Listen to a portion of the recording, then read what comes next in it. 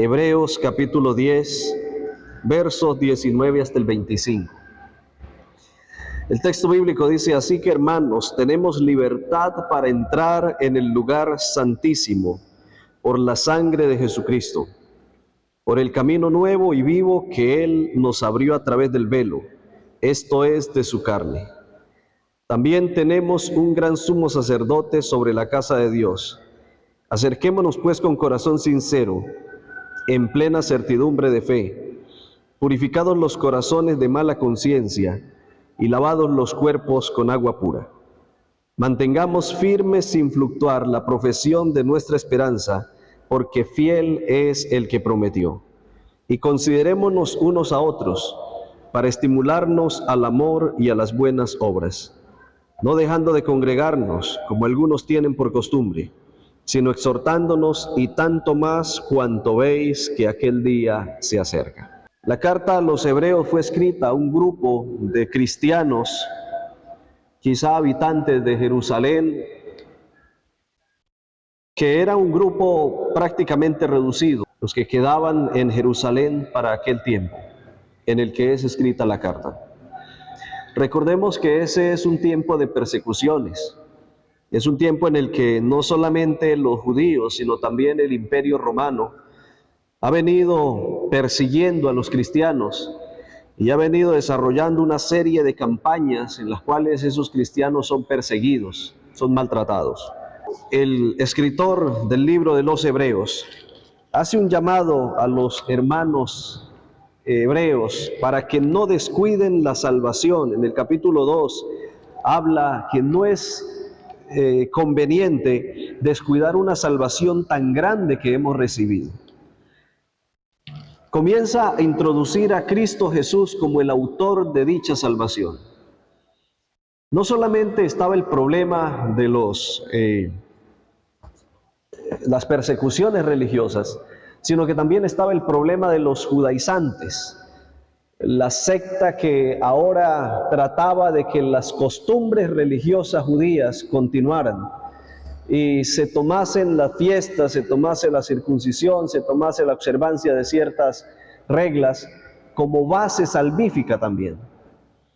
Y el escritor de Hebreos tiene que tomar entonces la pluma y comenzar a escribir acerca de que la salvación tiene una base fundamental, y esa base fundamental es Cristo Jesús. Les habla acerca del sacerdocio de Jesús, un sacerdocio superior, un sacerdocio que es diferente al sacerdocio que tiene el pueblo judío, un sacerdocio que es atípico, como dice, es diferente, como dice el mismo escritor, lo compara con el sacerdocio de Melquisedec, y de quien no se registra su origen, su principio, ni tampoco se registra su fin. Toma estos elementos que la historia omite para decir, bueno, Jesús es ese sacerdote sin principio y es ese sacerdote sin final. Y luego en los capítulos 8 al 10, pues viene entonces mencionando cómo Jesús y en el sacerdocio de Jesús se cumple todo el sistema levítico.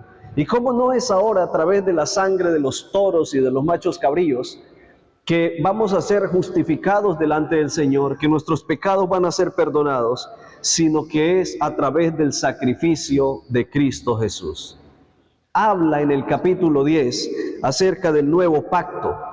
Habla de ese momento en el cual el Espíritu Santo iría también a poner en nuestros corazones sus leyes, a escribirlas en nuestras mentes y a no acordarse más nunca de nuestros pecados.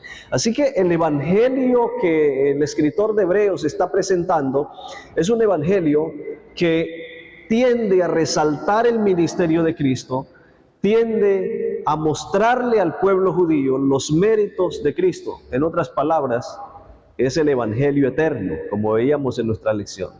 Es la exaltación de Cristo. Y ese evangelio eterno debía mover a los hermanos hebreos a no perder la confianza, a no perder la fe. Recordemos los asuntos por los cuales ellos han estado pasando. Por un lado, sectas judaizantes, por otro lado, persecuciones, eran expulsados de casa por sus mismos familiares, pero también eran desterrados por la espada imperial. Y en medio de esas situaciones, pareciera que Pablo, que es quien se supone que es el escritor de los Hebreos, pareciera como que no tuviese conciencia de lo que está aconteciendo. Y en medio de esas situaciones que están viviendo los hermanos hebreos, les dice a ellos, no dejen de congregarse, como algunos tienen por costumbre. Es decir, aquí hay cristianos que ya habían tenido la costumbre de no congregarse. Lo importante es que el no congregarse tenía que ver no solamente porque les daba pereza congregarse. A veces el congregarse ponía en riesgo la vida. El ser detectados por algún no creyente, un no cristiano, podía hacer que éste los delatara a la espada del imperio. El congregarse implicaba morir también, y el congregarse daba el riesgo de muerte, pero el no congregarse daba riesgo de morirse también espiritualmente.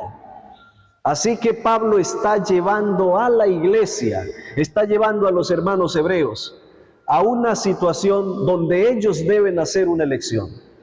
O se congregan y se ponen en riesgo, o no se congregan y se mueren espiritualmente.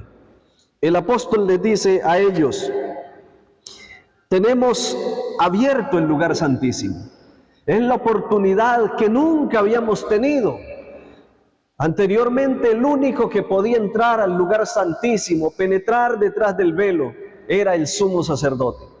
Los del pueblo común, la gente común del pueblo tenía que esperar fuera del atrio del templo, allá a esperar que el sacerdote hiciera toda la mediación. Pablo está diciendo, para este tiempo podemos entrar en el lugar santísimo, podemos disfrutar de la presencia de Dios, podemos disfrutar de la gracia divina. Y como podemos disfrutar de la gracia divina, acerquémonos con corazón sincero.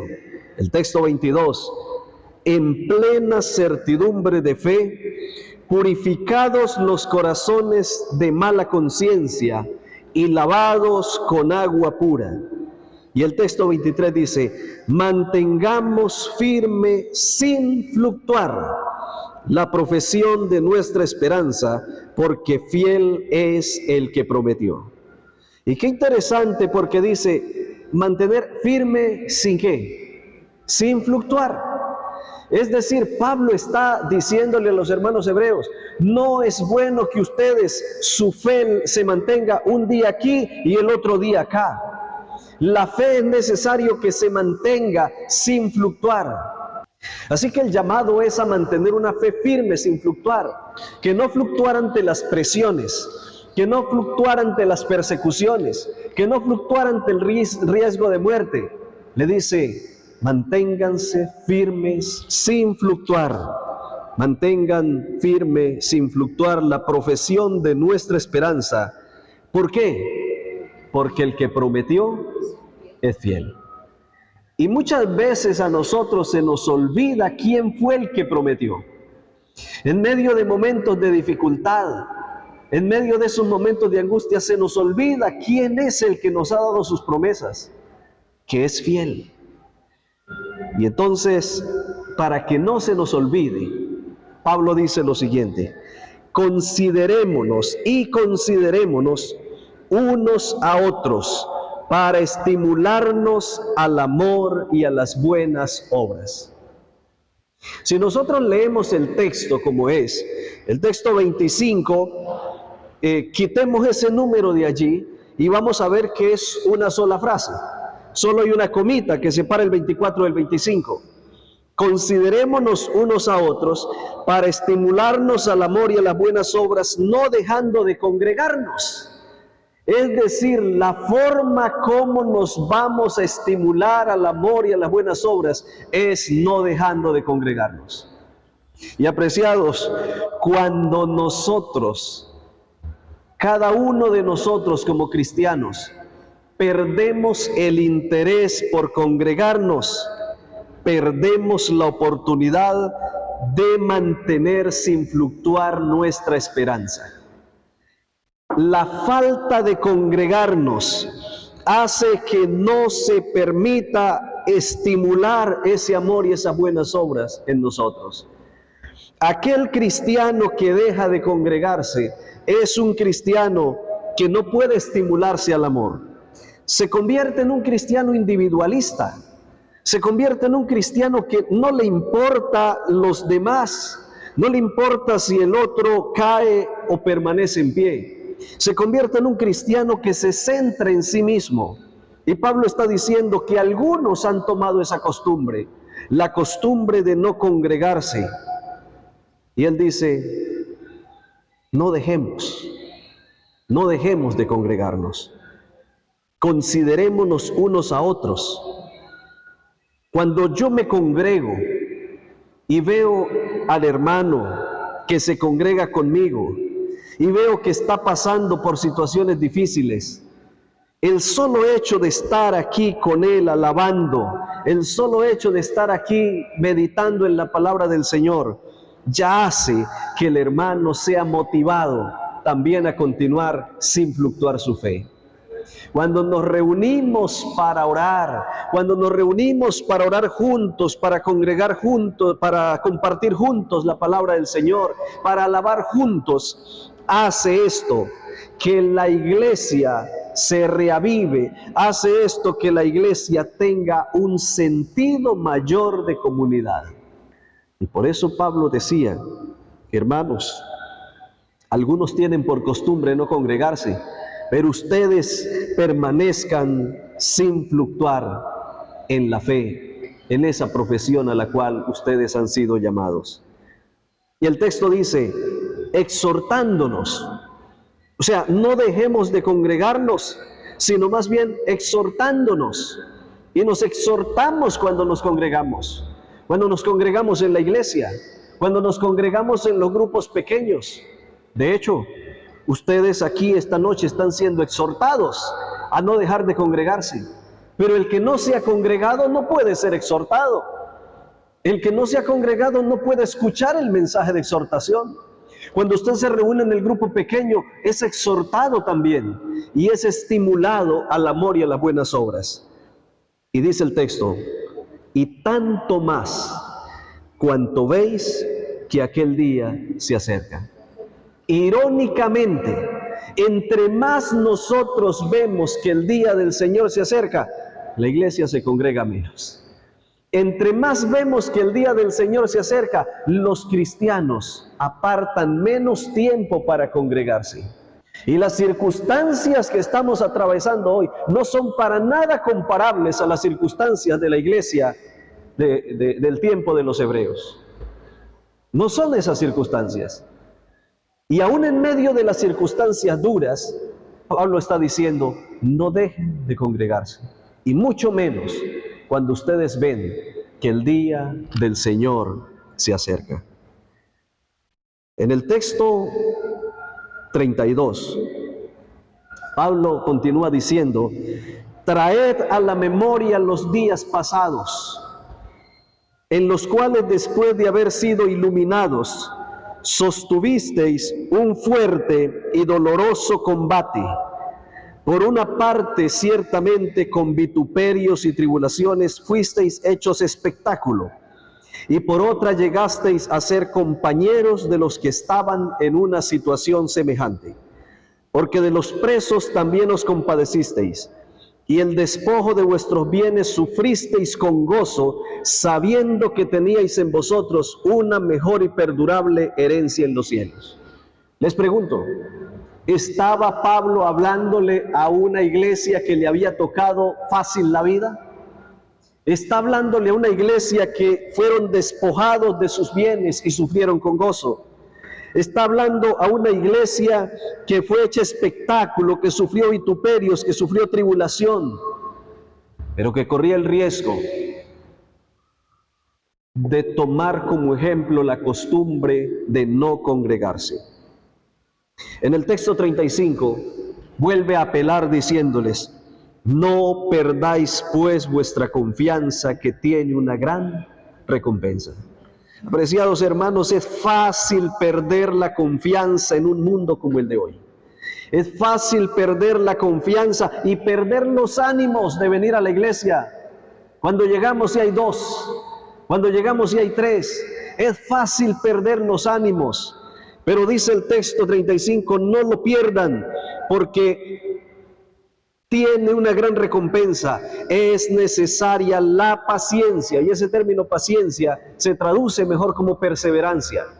Es necesaria la perseverancia para que, habiendo hecho la voluntad de Dios, obtengáis la promesa.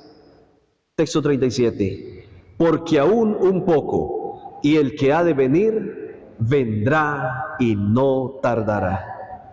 El que ha de venir, vendrá y no tardará. Mas el justo vivirá por la fe. Pero si retrocede, no agradará a mi alma. Y con este texto 39 culminamos la meditación de esta noche. Porque miren lo que dice.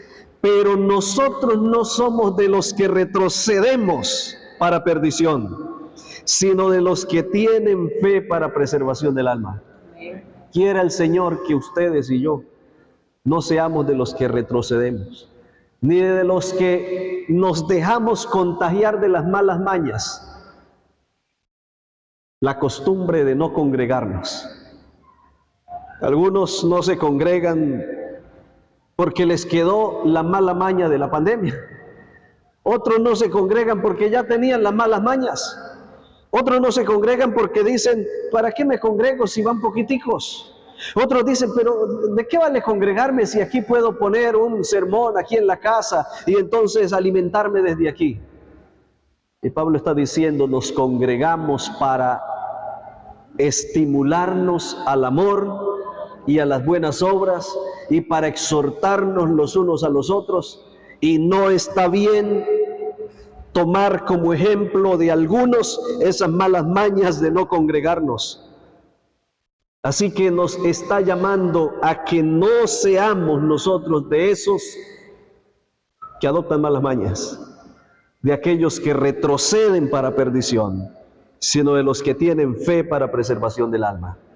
Pero nosotros no somos de los que retroceden para perdición, sino de los que tienen fe para preservación del alma. Que Dios nos ayude a mantener nuestra fe y nuestra esperanza sin fluctuar en medio de un mundo y de un cristianismo fluctuante.